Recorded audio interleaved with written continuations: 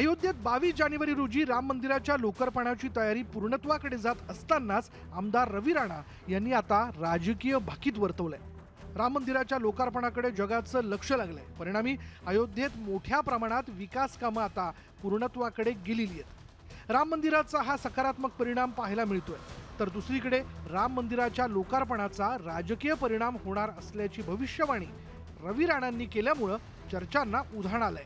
महाविकास आघाडी मध्ये जे सध्या सक्रिय 3 पक्ष आहे त्याच्यातले नक्की मला असं वाटते की राम मंदिराचं उद्घाटन झाल्यानंतर त्यातले 2 पक्ष कमी होतील आणि 2 पक्ष हे मोदीजींना पाठिंबा देतील। एकच पक्ष फक्त मोदीजींच्या विरोधात, भाजपच्या विरोधात तुम्हाला दिसेल। कोणता पक्ष दिसेल ते आता राम भगवंताला प्रार्थना मी करणार आहे आणि मला असा विश्वास आहे की मोठा चमत्कार महाराष्ट्रामध्ये होईल आणि आघाडीमधले जे 3 पक्ष आहे त्यातले 2 पक्ष कमी होतील।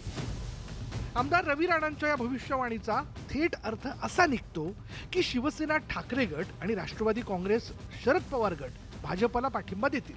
परिणामी महाविकास आघाडी मोडीत निघून विरोधी बाकांवर काँग्रेसच राहील। मात्र रवी राणांच्या दाव्याची महाविकास आघाडीच्या नेत्यांनी खिल्ली उडवली।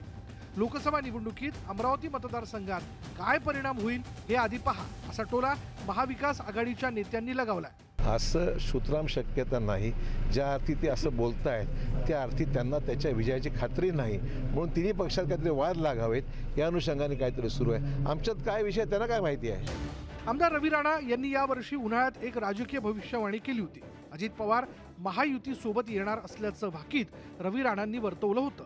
ते भाकीत 2 जुलै रोजी म्हणजेच पावसाळ्यात खरं ठरलं। आता हिवाळ्यात रवी राणांनी केलेली भविष्यवाणी उन्हाळ्यात खरी ठरेल का हे पाहण्यासाठी प्रतीक्षा करावी लागेल। Bureau report, news 18 Lokmat.